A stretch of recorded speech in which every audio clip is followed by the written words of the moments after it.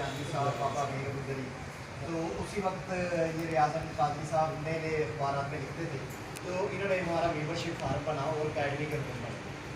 लेकिन जब बाद में इनकी अंदर जो क्वालिटियों का अंदाज़ा हुआ तो पीर मुर्शिद मेरे अख्तर सलीम साहब ने कहा कि इन्हें जनरल सेक्रेटरी बनाया जाए।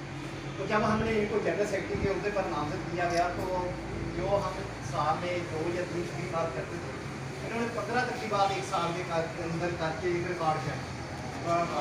ये हमारे लिए एक बहुत बड़ा आज़ाद था कायम अकेडमी के जब जनरल सेक्रेटरी बने तो 15 तकरीबात इन्होंने की। उसके बाद ये रिकॉर्ड अभी तक मैं समझता हूँ कि ये फैसलाबाद लैंडमार्क जो आज फैसलाबाद बन गया, अगर इसको शहर नाथ का काम मिला है तो उसका भी क्रेडिट मेरा अपना शहर नाथ का इजाज़ा। तो दूसरी में मुझे ये आज की तकरीब में रियाज अहमद कादरी साहब की रिटायरमेंट के हवाले से जनाब डॉक्टर जो बसम साहब है उनकी तकरीब तकरीबन दब गई है, तो मेरी गुजारिश है कि उनके लिए एक अलग तकरीब रखी जाए, क्योंकि मुझे नहीं मालूम था कि वो भी रिटायर हो गए हैं, उनसे मेरा रब्ता रहता है। लेकिन हमारे फैसलाबाद में बहुत अच्छे लिखने वाले हैं।